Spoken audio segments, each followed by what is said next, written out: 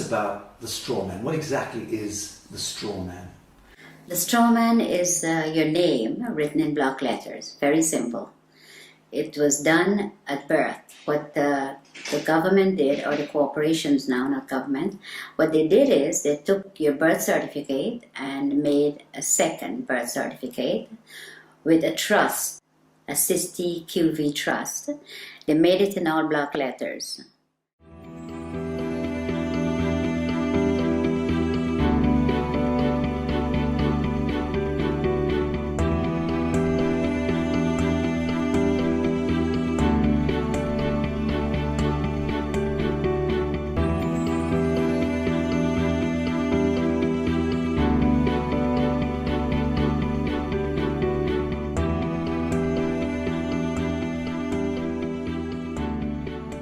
And for them to interact with you, they have to interact with you as a fiction, because they're all corporations. Corporation cannot interact with real people. So they made a straw man. They call it a straw man because it has no soul and is spiritually dead. So let's break this down. You're born in the hospital room. A certificate of live birth is issued. What happens is that she has to register the child's birth. She has to go to the registration office and register. If she does not register, she will be taken to court according to what the law is saying. They take the birth certificate that she registered as an informant then that she has the child, and they made a duplicate in all block letters. She didn't, they did. So they've turned the living child now into a trust, fiction. into a fiction. Trust, yes. Which has a certain value allocated to it.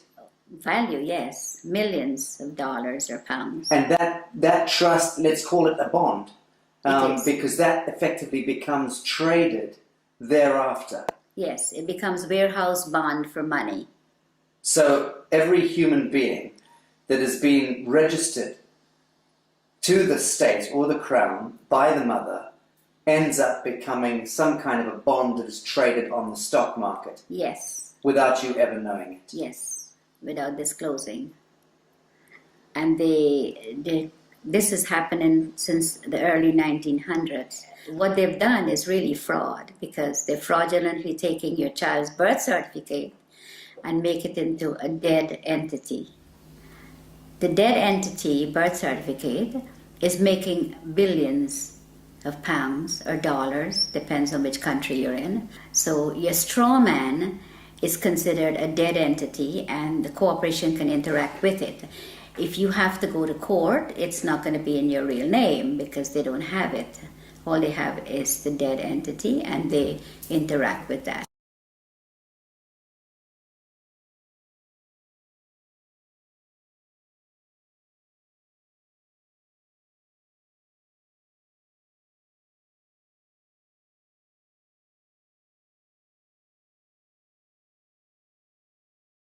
So who is reaping the rewards of the value of your bond as it's being traded? I would say the Federal Reserve, which belongs to the royal family, and the HMRC, IRS, these are the people where your money goes once you are registered. The mother register you, that's where the money goes, to them. Okay, let's talk about the difference between your signature and your autograph. Okay, a signature is under the UCC, which is the fiction, the straw man. Your autograph is the real person. So if you go up to a movie star and says, "Can I have your autograph?" You never say, "Can I have your signature?" It's always autograph because you have flesh and blood. Signature is what you're signing every time they can go into your account and take money. And every time you do sign a piece of paper, you can bet that that signature of yours is being monetized, securitized. It is. By the banks, by everybody that you, wherever you sign, credit cards, everything that you sign, they're getting funds off your trust fund from that birth certificate. Okay, so fees and all sorts of things, and invisible costs are being discharged against your birth bond in that sense? Yes. Without you ever knowing about it? Without you ever knowing about it, yes. It was never disclosed to you. All the stuff was done without disclosing, And it's deception, it's fraud, and it's happening every day to everyone that's outside the inner circle. Okay, let's talk about the court system, because invariably your signatures lead you into a courtroom at some point, whether it's for, and under the aegis of the court system, whether it's a marriage, a birth, a death, a registration of land, whatever. So we understand a little about the distinction between the signature and the autograph. What exactly is a court of law? Well, at the moment we don't have a court of law. We have a color of law, which is fiction.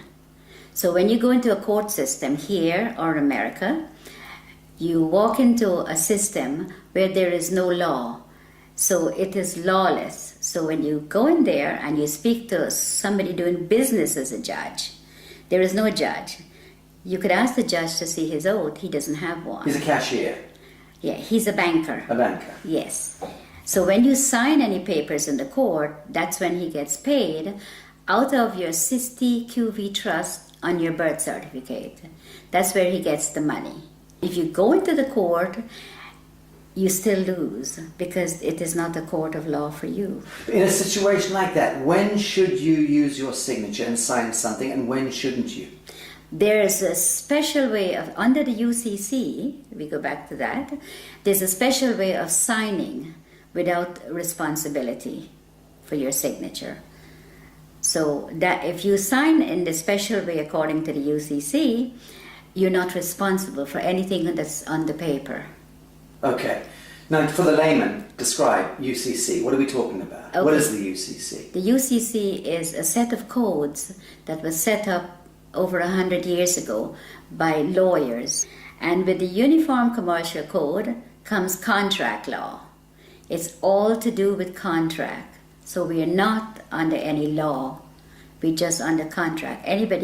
Someone could call you up and says, oh, would you like the contract with me to get TV license or to get something that you need, and you contract. Telephone, everything is contract, everything. And under the UCC, you do not have to sign. A stamp signature or a typed up signature is considered sign under the UCC. So when you get a letter in the mail and it has no signature, or it just have a stamp signature, then it is considered sign. The UCC is very, very important for people to learn about what's going on with their lives, because we are on the contract law, no other law. There is no law at all. In America, the court system is operated under military. When you walk into a courtroom, I don't care which courtroom, if it's a higher court or a lower court, they're under the military. Now you walk in there and you're not a military member, and you're not told that you've been tried under the military. If you mention the Constitution, the judge says it does not apply in my courtroom. But you don't know what he's saying, because you don't know what they're doing to you when you're there. And all of that language is designed to confuse the hell out of you. Yes, it's designed under the UCC, and they know. They know what they're doing, and they know how to manipulate you. So you're saying all judges are very schooled and versed in UCC? Yes. They're taken to special training schools in order to learn this? Yeah, the president appoints all the federal judges in America. And they go to Scottsdale, Arizona and Reno, Nevada to train how to apply this fraud contract in the courtroom. And in the United Kingdom? The United Kingdom, majority of the judges here in the United Kingdom are not judges. They're just doing business. They might be a retired lawyer. They're doing business as judge. And so-called judges in Malawi and in Canada? All of them, exactly the same system. They're under the UCC. Okay, I want to talk about some mundane issues. Who owns your car? The DVLA in England. In the United Kingdom? Yes. Department of Vehicle Licensing right. Agency. Okay. Yes. Well, the DVLA owns the car. It tells you on your registration, you are not the owner. You are just the registered keeper.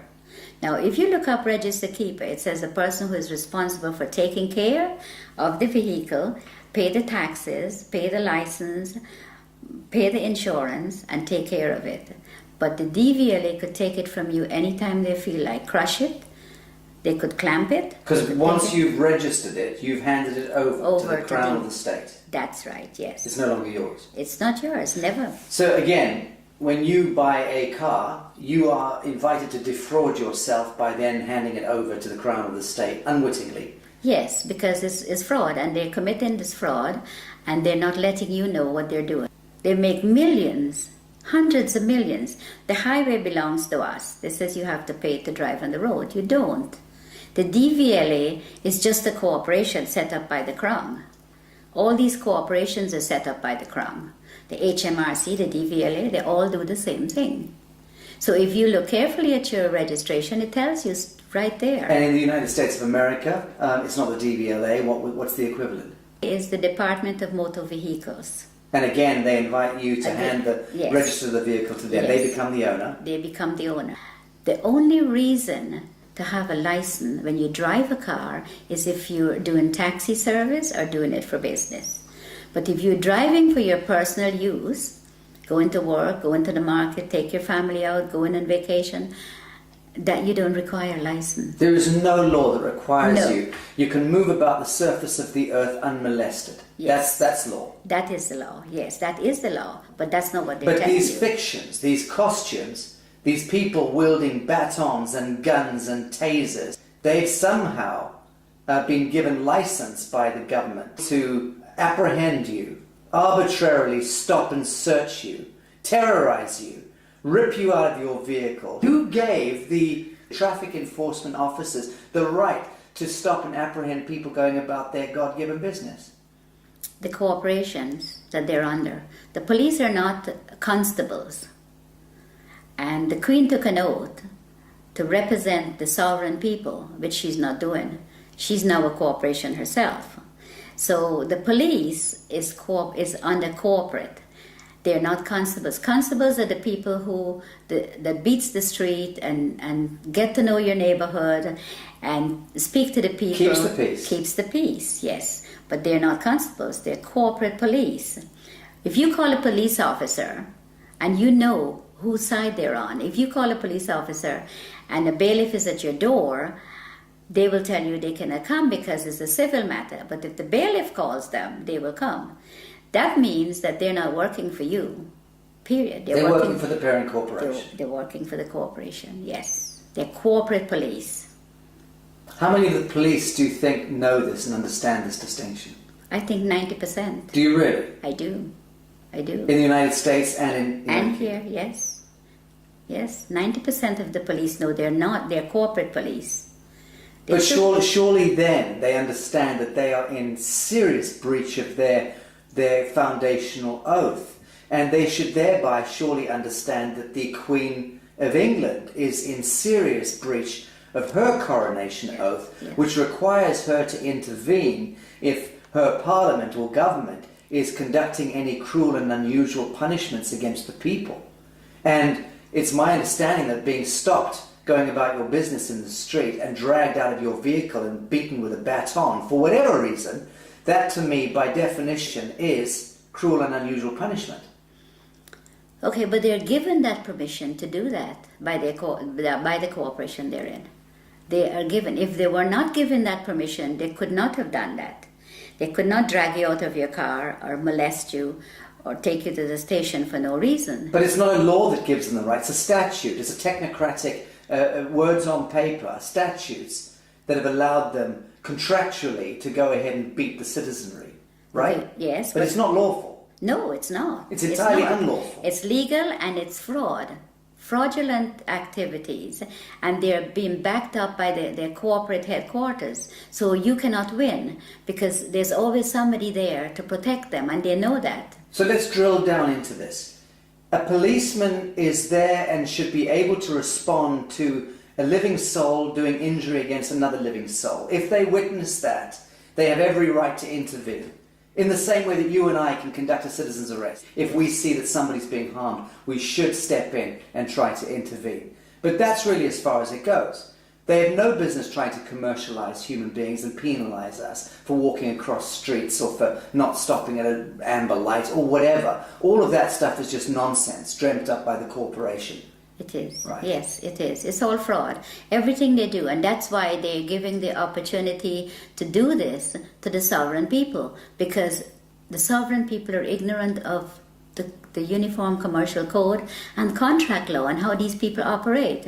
They go into the court and they do the same thing. You tell them, don't go. Even if you don't go into the court, they still fine you for the same thing as if you go into the court. But if you go into the court and the police takes you there, you never win unless you know the law. And they know that you do not know the contract law and that you're under contract and you're walking into a trap. You go in there and the police or whoever is going in there with you, it's always they're the ones who win. You never win. Let's, for instance, say you're driving down the street, you have not hurt anyone, and you got stopped by the police. And the police breathalyze you and says, I have to take you in or I have to fine you. Or both of those. Who did you hurt? Who did you hurt? Who are you going to be paying this money to? You didn't hurt anyone. There's no victim. There's no victim. You have to be a victim under the common law. For there to be a crime. For there to be a crime. It's as simple as that. It is as simple as that, because to give you a ticket or to book you and take you to the station, who did you hurt? There is no one that you have hurt. That's just a commercial penalty. It is a commercial penalty. Okay, so we're getting the picture here that the court systems, the justice system, the policing system, all of these systems are designed to commercialize human beings, harvest them monetarily. Yes. Right. Yes. Very, very little of that expenditure, that energy goes towards keeping the peace. Oh, none of it goes towards keeping the peace. They don't keep the peace. All they do is they create the problem and then they find a solution. And then sell you that solution. Yes. And then penalize you if you don't accept the solution. That's right. Right, sounds like a very rigged casino to me, rotten to the core. It is. And it seems to me that the average human being would, if they understood this, would utterly reject this system. Of course. If they understood it. Of course. But of course most people are completely indentured to it. Yes. Are mind controlled. Yes. Reading the newspapers, watching the television, and repeating verbatim the bullshit that's taught to them. Yes. So the truth is, it seems to me that human beings are not predisposed toward hurting one another. We don't enjoy going to war. No. We don't enjoy hurting each other. Yes. In the main, most people get along and just want to get along. Of course. But the systems conspire Yes. with a model of scarcity economics and drive war and disease and poverty. Of course. That's the only way they can make money. When this Prime Minister said she's going to give 300 billion to the common market, where do you think she's getting the money? Not from your wages that you pay taxes on. That's a different set of money. She gets it from your trust fund, from your birth certificate. That's where they get the money to build the roads and do everything you could think of. So they're discharging billions and billions and billions of dollars against our birth bonds without ever disclosing that to us, without there ever being an audit or any accounting for it. Of course, because nobody's asking. Right. And even if you do ask, they give you a hard time to tell you about it.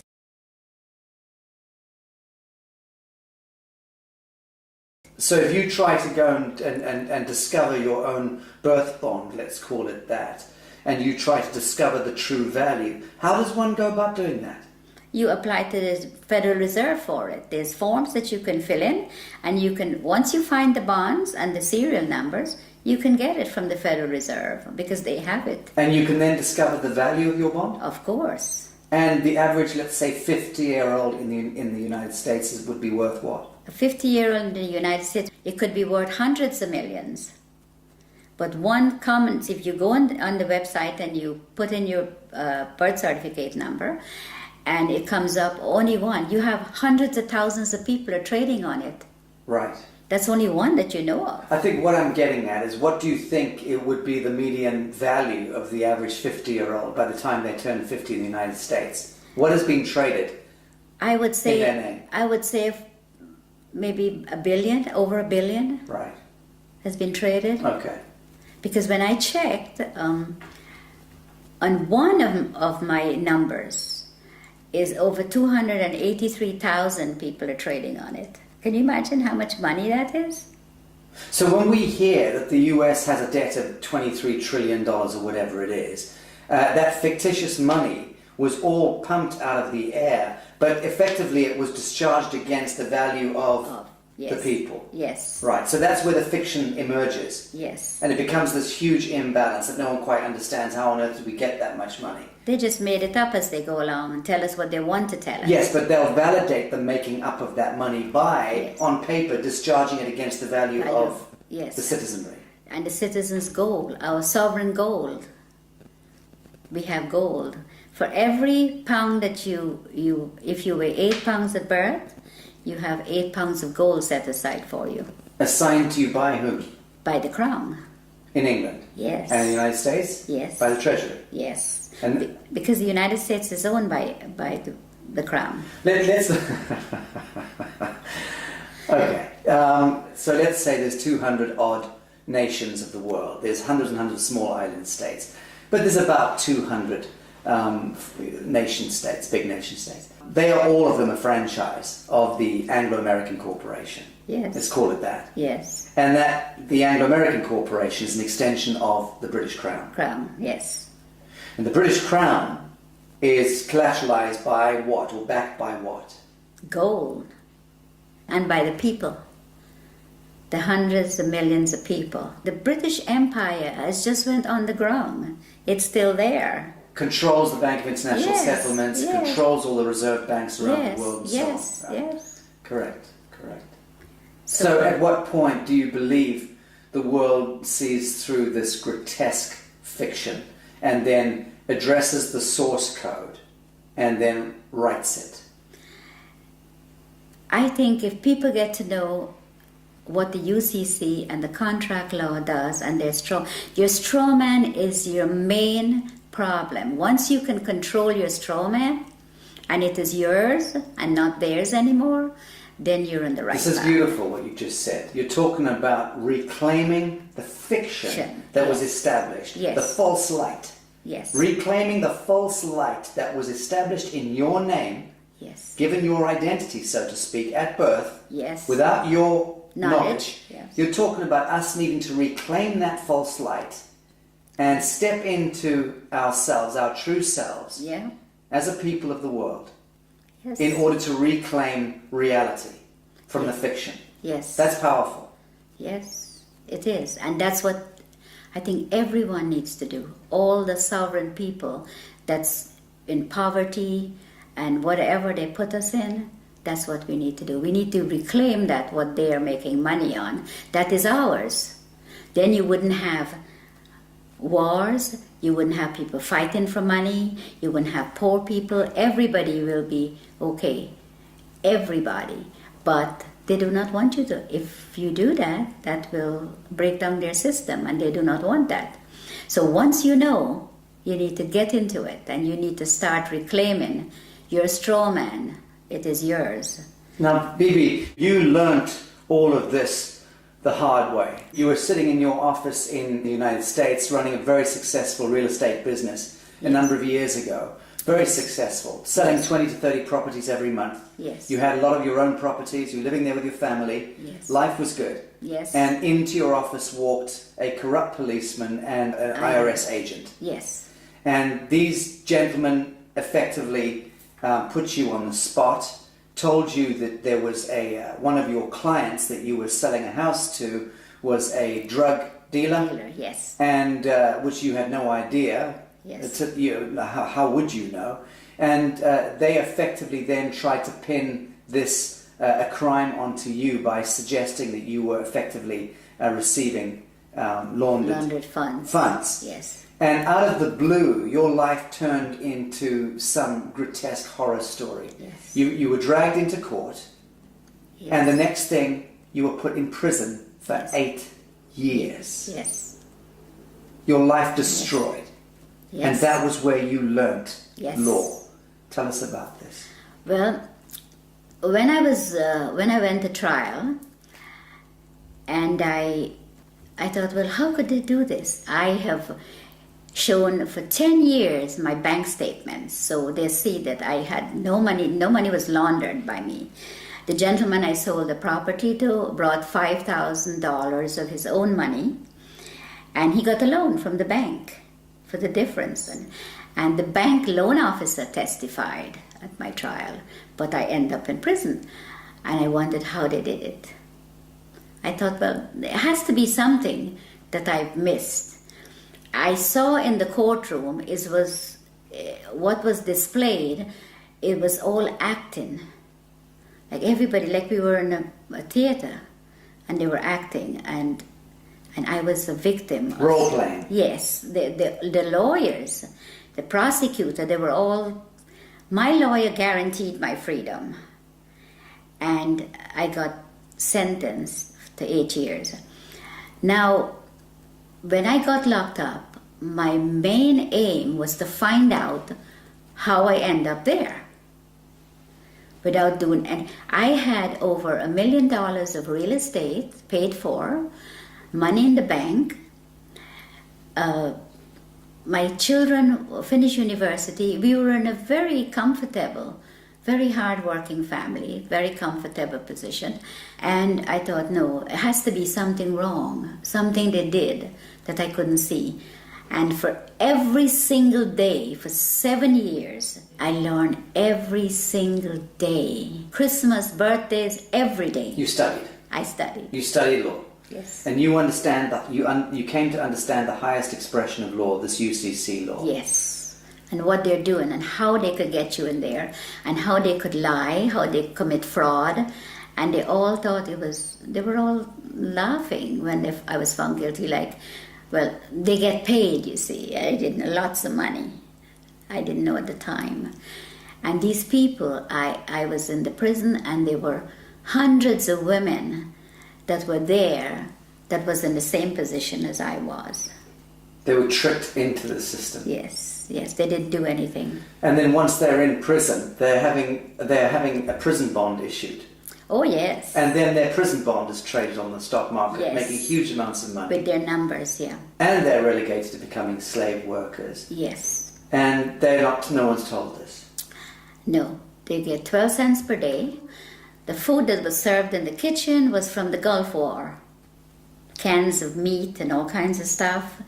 And they said the prison is not making any money, and they're telling the people out there that the prisons are losing money, and all these drug dealers and all these people coming into prison, and we don't have enough money. That's a lie.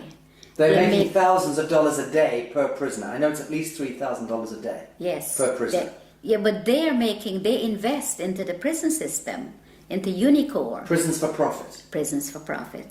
Disgusting. And they invest in the prisons, and they make hundreds of billions of dollars. And the prisoners get 12 cents a day, and the food that they feed the prisoners... Not fit for dogs. No, it comes from the farms, and they get tax write-off on it. The chicken may be 2-3 months old, and all kinds of stuff. They serve horse meat for beef. Well, you're about to launch an online workshop and tutorials through the Newark University, teaching UCC and explaining to people from around the world how they can navigate their situation, whatever their situation may be, because all of us are facing penalties and cruel and unusual punishments. Yeah. But let's discuss something as mundane as a parking ticket, okay? Something everybody understands. What are the do's and don'ts? You've just gone back to your vehicle and there's a parking ticket on it. It's parking tickets are a contract. You do not have a contract with your council. They put a ticket on there. There's no contract, so you don't have to pay that ticket. So what are your steps? You send the ticket back to them. No contract. And you tell them no contract. They have to produce a contract where you sign to say that if you park somewhere that you're not supposed to, you will have to pay the ticket. I remember someone showing me a ticket not so long ago, and the ticket had a CEO, it says CEO on the ticket, and a signature. CEO? Yes. Chief Executive Officer? Yes. So I sent the ticket back to the CEO, And I asked him, when was he there at 8 o'clock at night putting tickets on the cars? It just goes to show that people do not look at their tickets either because they don't know. And it's very sad because a parking ticket, why should you have to pay for parking when you own the roads? We own it. We own everything. So you've sent your parking ticket back with no contract on it. What are the next steps that they're likely to take? They would write to you and said you have to pay. If you pay within a certain time, it's only half. You have to pay half of the fine. What's your response? My response is I don't have to pay any because I don't have a contract with you. So again, you ask them, show me the contract. Yeah. I send them a letter and I ask them, I said, okay, the person that you addressed in this letter is spiritually dead and have no soul, which is your straw man. The straw man. Yes. And I said that I had not given you permission to use it to make money, and there's a fine behind this of £250,000 every time you use it. They refused to answer, so I sent them, the following letter was a default letter. I says, you're now in default for not responding, because that's what they're going to do to you. So you played law against them? Yes. Good. Yes. So when I sent them that, 5 days later, I received a letter stating that the account is closed and I do not owe. Very good. Thank you for that. Well, that's rather straightforward. Let's discuss mortgages, because this is the bane of most people's existence, is needing to secure their home. Everyone has the right to a home in this world. And mortgages, I mean, what's the etymology of mortgage in the first instance? Death grip, isn't it? Yes, it is. It is. Mortgage means death grip in French. Well, the mortgage is what they do is just a front. Because the minute you miss a payment, when you get a mortgage from the bank, they're after you. The first time you miss a payment, it goes straight into the insurance company that the mortgage company have. And they want you to miss a payment. And they want you to miss a payment because they don't lend you money. But let's go back. Your house is, let's say, worth $100,000. Now, when you apply for a mortgage, they don't have the $100,000. But you come along with your block black capital signature, you sign the application, they then monetize your signature by having $100,000 worth of your value discharged against your treasury bond. Yes. That money they then lend to you, and they double dip because they then get you to pay that money back plus interest. What they do is they don't lend you that. They don't lend you anything. You fill up your papers and you sign. The signature is what they want. Then they tell you, okay, you have to be a good boy and you have to be good credit and you can borrow from me. So they lend you a piece of paper that you sign with very fine writing in the back. That's where the legalese comes in because that's what they do. Then you sign it, signature. They take that and they tell you, okay, the funds will be ready in 2 to 3 days to come back. The following day with the signature, they go into your trust fund and they get paid the $100,000. They never disclose to you that, okay, we got paid, so the house is now yours. No. They come back when you go on the third day, they've already got their money, they say to you, okay, this is the agreement, you pay so much every month, the interest rate, all that you've already signed for. So now they put the $100,000 on the computer screen for you, so you can finish your house closing. Now that $100,000 is just numbers. It is not money, because they all own the banks. So there's no money pass, no cash, just paper. But they have your $100,000 already. If you don't pay, they take the house. They don't want nothing. They want the property because the money is just paper. It has no value. So the property has value, so they take the property.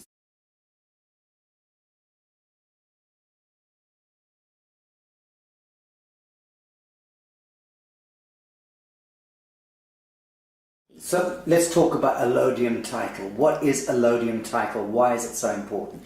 Okay, allodium title is important because you do not own the land. They tell you it's freehold, but it's not freehold. The land is owned by the Crown.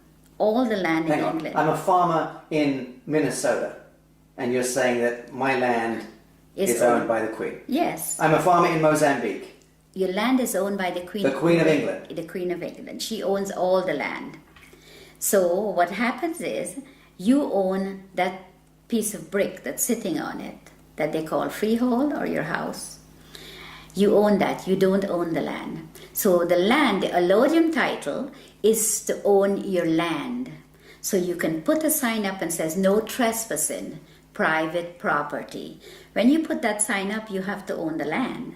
Because owning the house doesn't mean anything. It's the land they want. See, the bank takes the house, which is part of the crown, and the crown owns the land. That's how it works.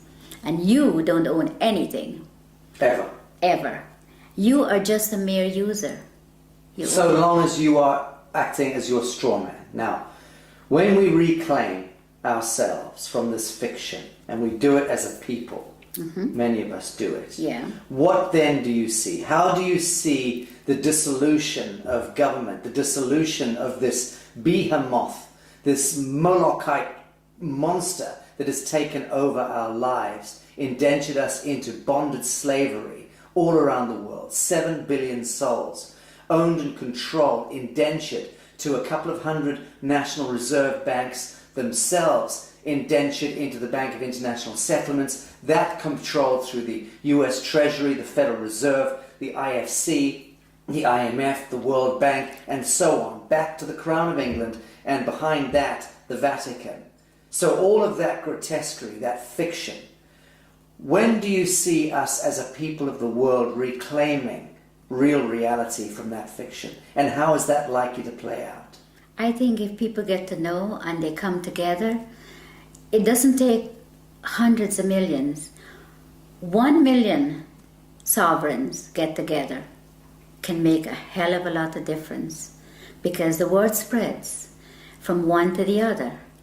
And once people get to know that this is what is being done to them, it's going to be like wildfire. Once people get to know the law, what they're under, and what they're doing to them, and how they're making... You see, they make things to distract you, like the news and all this fake, all this stuff, television, and this is what they do. So once people can get together, if 100 people go to the bank and all keep taking out £100, before the end of the day, the bank will close. It's very simple if people get to understand what's going on. And it would be good for them to know, because we need to stop this.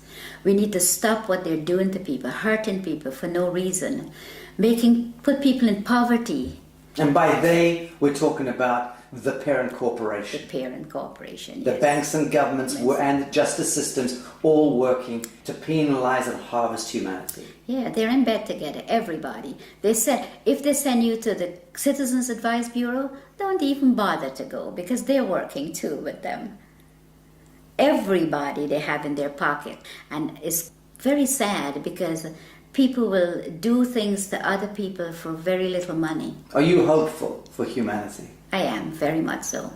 Bibi Bacchus, thank you. I do love you.